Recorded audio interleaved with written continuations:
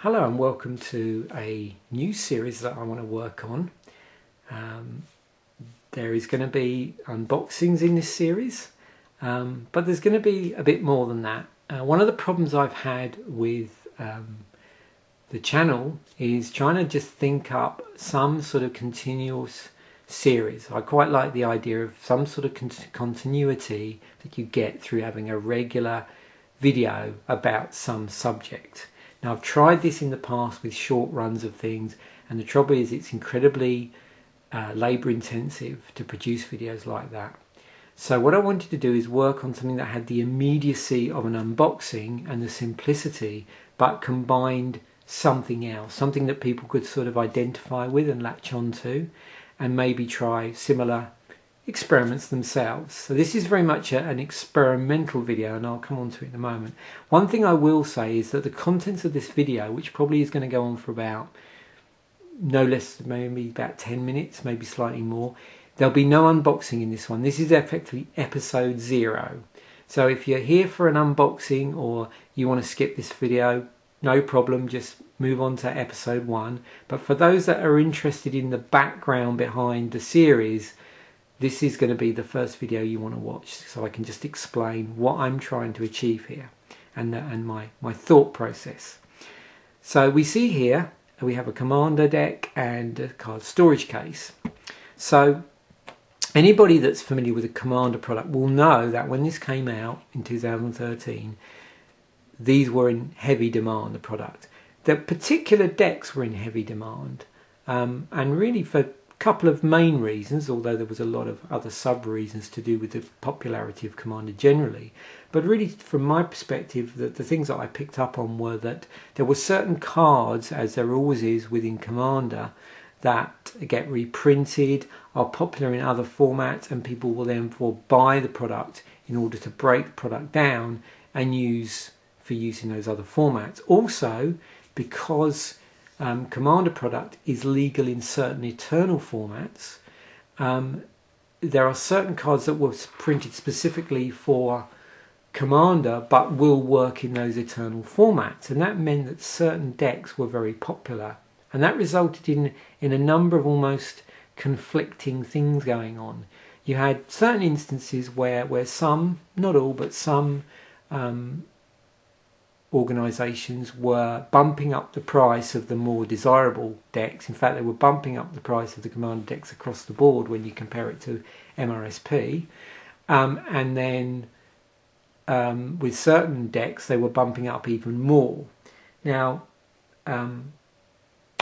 saying that, most of the gaming stores that I'm aware of, if not all of them, in my area, which is I'm based in Nova Scotia, near to the city of Halifax, were really good. And certainly my local gaming store, Giant Robot Comics in Dartmouth, Woodlawn, were really good, and they were basically selling it at the standard, what you'd expect to be the Canadian price. Because generally when you buy a Magic product in Canada, you have to sort of consider, what's the US MRSP, and then there's normally some dollars added on top of that. And then there's obviously sales tax on top of that. But they were excellent, as they are with all, special product. It gets sold at, the correct, if there is one, so what I would think is the correct price. But unfortunately, not all the stores were doing that, and it made some people obtaining the decks very painful. Not only the price, but also because they were shipped in packs of 5 originally with each of one of the decks, in each of the 5 decks in the case. It meant that some shops were cautious about buying, say, 10 cases if they knew that of that case there were certain decks where they still have all 10 left over. So what was interesting was that those sort of combination of things resulted in a lot of people not being able to get hold of the decks they wanted, maybe not being able to get hold of all 5 if they actually wanted them as a set to have at home and to have friends round to play. And therefore, a lot of people ended up at Walmart, and sort of similar things happened at Walmart where people got wise that for this product it was readily available in all the box stores, and that's what Wizard had said would happen, and that was going to happen. And of course, with the box stores, they weren't going to bump the price up because they wouldn't really be interested in the contents of what's inside there. They just want to shift the units. So again, what happened? People got wise to this, and then basically cherry picked the deck. So if you weren't quick enough off the mark, you would find that you couldn't get maybe hold of the deck you wanted to. So this whole thing, I sort of got interested in, but I also got interested in the fact that there's a lot of people anyway out there whose only source of Magic product is big box stores. They don't have a local gaming store near them. And this is something else I brought up on previous videos, and we've looked at alternatives to buying Magic product and repacks and all sorts of other things which sort of help out in those situations where maybe also you got finance issues. So what I thought would be interesting to do is set up a scenario. So this would be artificial for myself, but I imagine, and it could be quite niche, but I imagine there's sufficient people out there that will be interested in this scenario, either because they find themselves in it or just as a social exercise. So what if your only outlet was box stores as buying Magic product? Is there a way that you can force the hand of chance so that if you're unable to say go out and buy, say, a single like Mikey's the Luminarch, either locally or online, that you may want in a commander deck, or you were looking for that elusive Lotus Blue.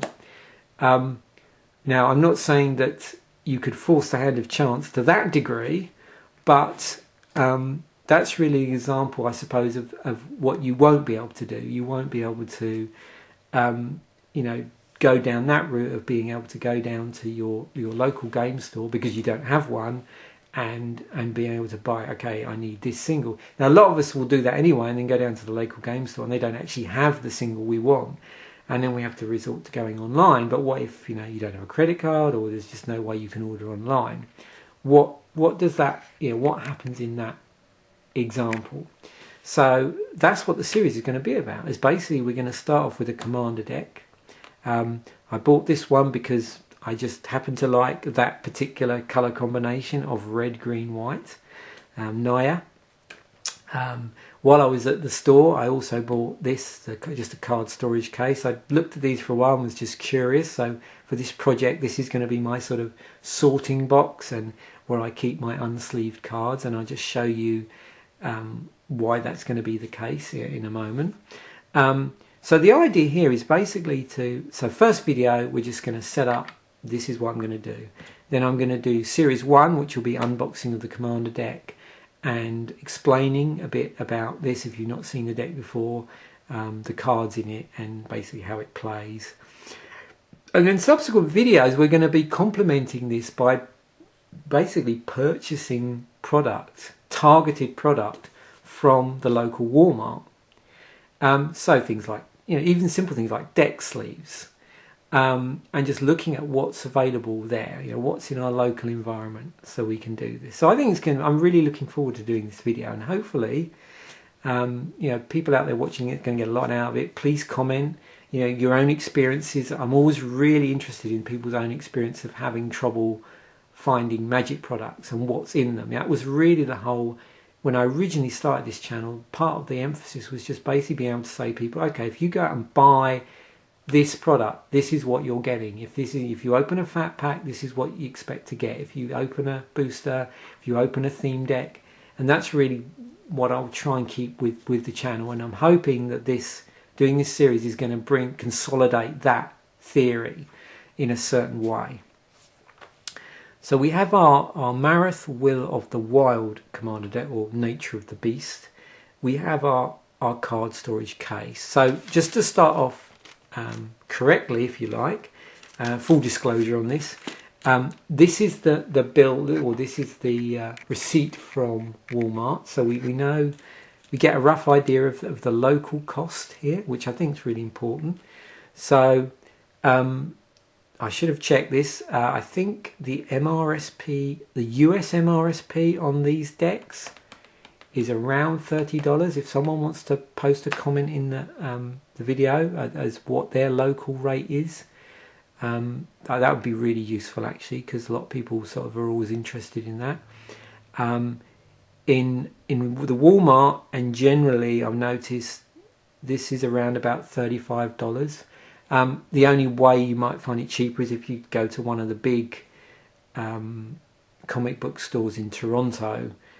You may find it cheaper than that, but I just can't remember. I don't even remember seeing their prices when I was down there recently.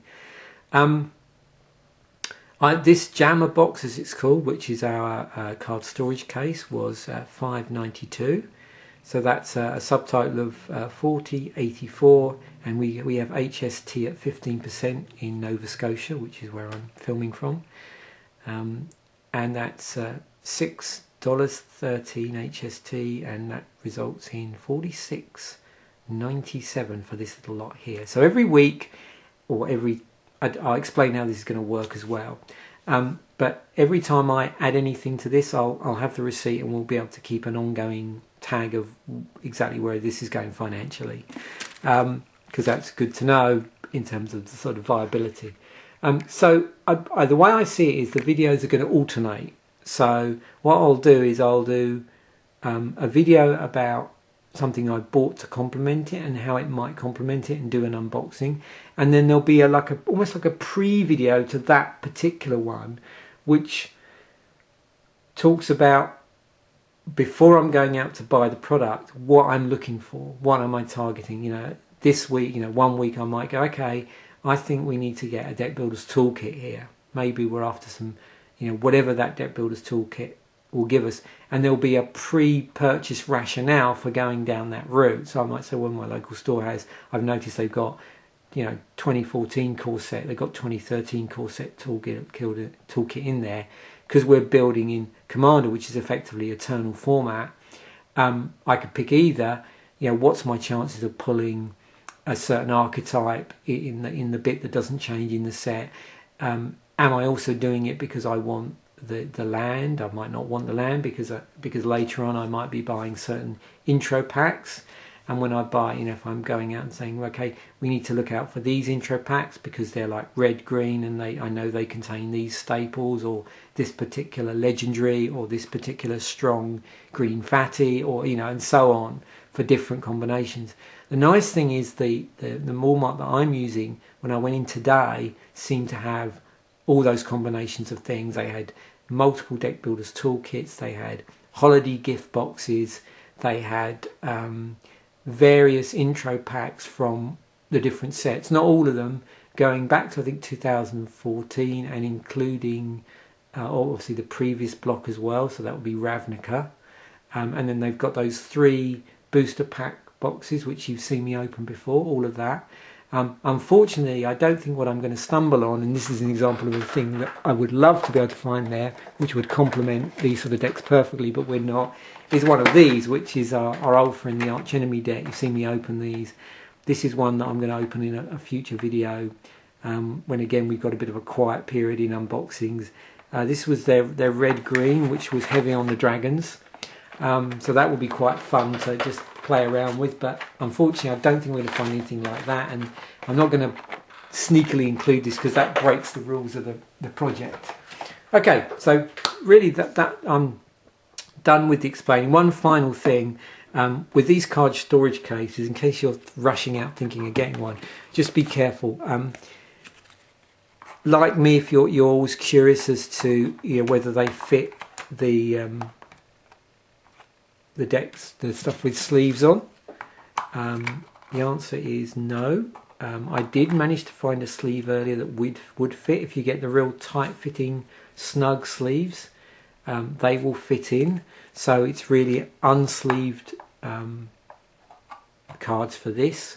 So like I said, it's going to make a good sorting box. It's going to make a good box where I can maybe have extra Commander paraphernalia. Also, what I'm going to be doing with this is in parallel.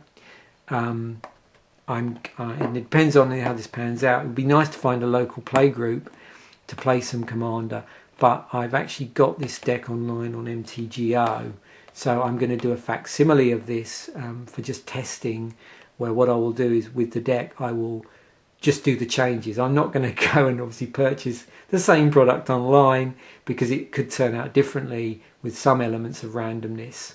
But what I will do is supposing I modify this deck with components from something else I've bought, I'll just go online, get the singles, and then that way I can just test the deck if we're looking at, how will this change perform. So that's an area that I would really like to sort of, explore if it proves difficult to actually play this physically regularly as a real deck. Anyway, that's where we're going. So I'll stop talking now and we'll get on to some unboxings in video number 2 or episode 1 of the series proper. Thanks for watching.